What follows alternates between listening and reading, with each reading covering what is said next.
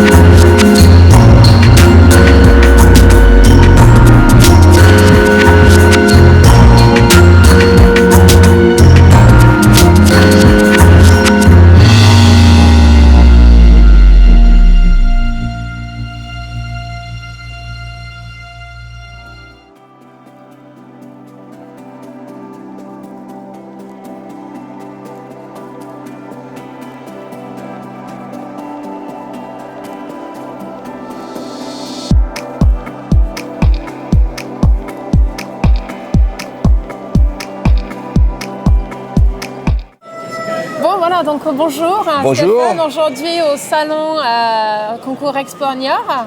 Donc vous êtes président du club Orpington avec 350 cages d'aujourd'hui, c'est ça? Exactement. En Grande Race et Rasnen? Grande Race et Rasnen. Et Super. on va dire un tiers Rasnen, deux tiers Grande Race. D'accord. Et donc parmi les choix de couleurs, c'est quoi qui remonte en premier aujourd'hui? Alors on va dire que pour l'instant en France, ce qui marche très bien, c'est le fauve liseré noir.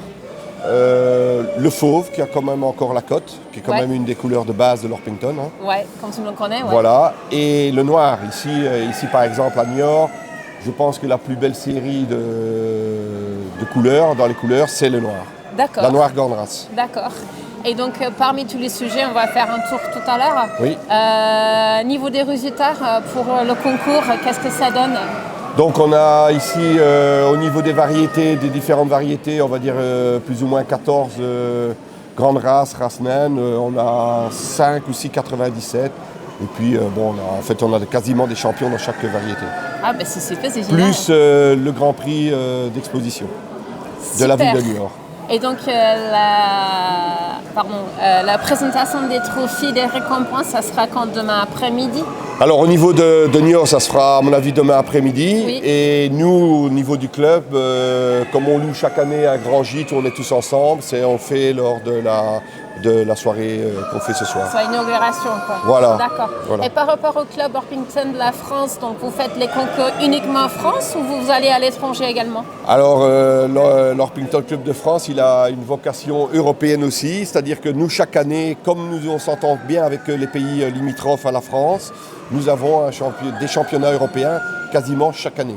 D'accord. Plus les grandes européennes qui elles rassemblent pigeons, lapins et tout ça, où nous sommes également présents. Donc là on était dernièrement en Belgique où on est monté avec 200 sujets en Belgique. D'accord. Et donc ce qui représentait quasiment 30% des animaux présents en Orpington là-bas en haut.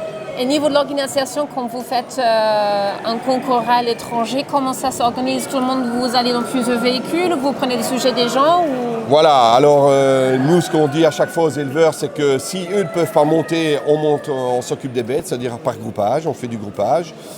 Ici en Belgique, dernièrement, on va dire, quasiment tous les éleveurs exposants étaient là-bas. Donc tout le monde est monté avec ses bêtes. Très convivial alors. Ben, voilà. Super. Voilà, et il y a combien d'adhérents sur le club actuellement? On est autour de 85. D'accord, 85, donc c'est pas mal. voilà. Pas mal. Et Ouais, vous avez des jeunes éleveurs qui commencent tout juste? C'est un sujet qui reste compliqué aujourd'hui?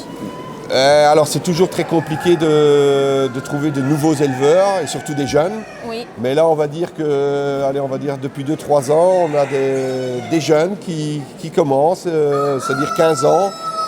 Bon, on va dire que ceux-là on les bichonne, c'est la relève quoi. Ah, Voilà. C'est pas facile parce que ça exige beaucoup de temps pour faire correctement de l'élevage et donc préparation pour les concours et tout. Donc Voilà, pour quelqu'un qui n'a pas beaucoup de temps déjà c'est un investissement. Exactement, et les jeunes, le problème c'est qu'ils n'ont pas de mobilité, c'est-à-dire qu'ils ne conduisent pas encore, donc il faut trouver aussi des solutions au niveau du transport des bêtes, tout ça. Donc, par contre, en revanche, ça soudre l'équipe.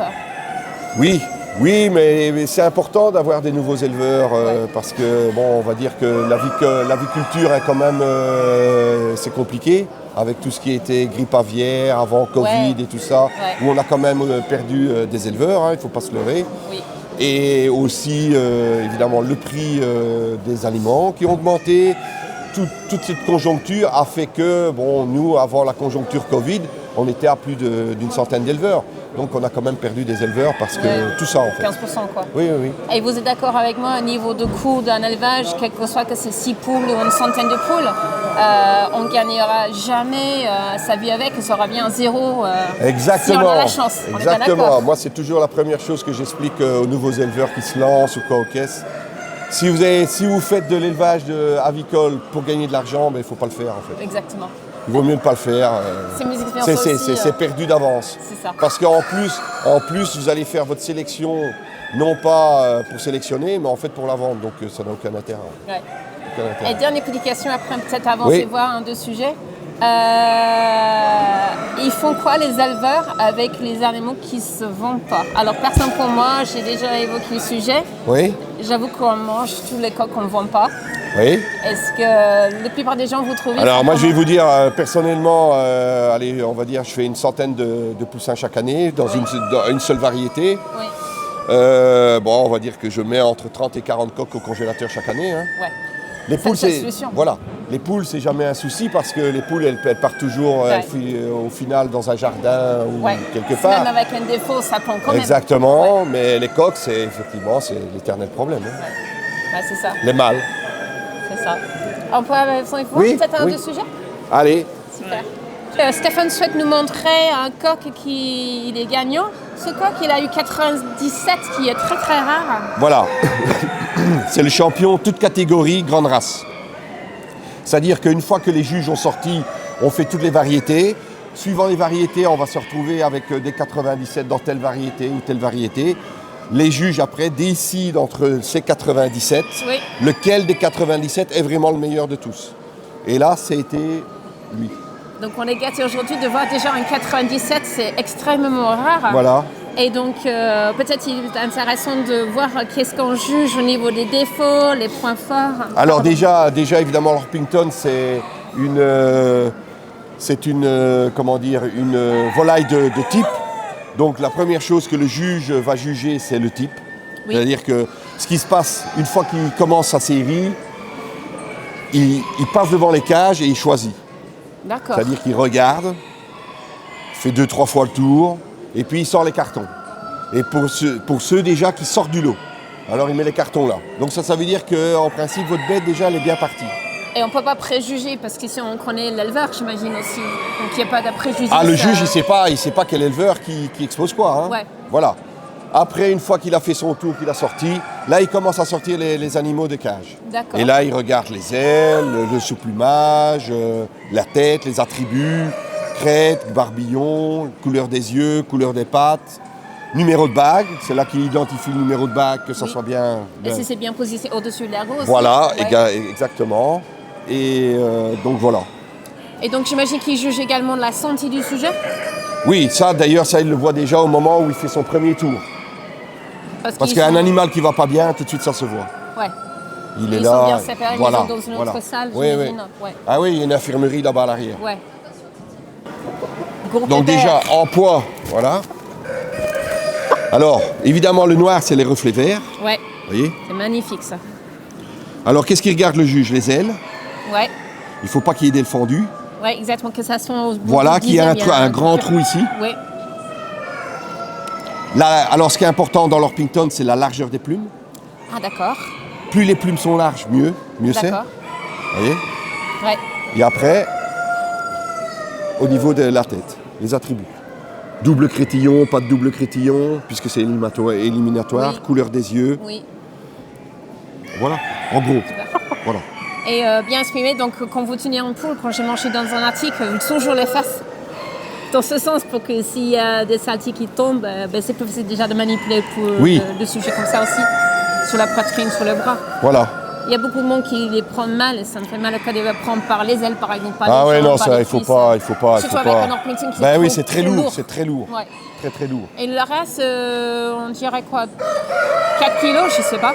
5 kilos Oui, peut-être. voilà, on est entre 4 et 5 kilos Ouais. dans les coques. Hein. Il est très beau ce sujet. Les pépères.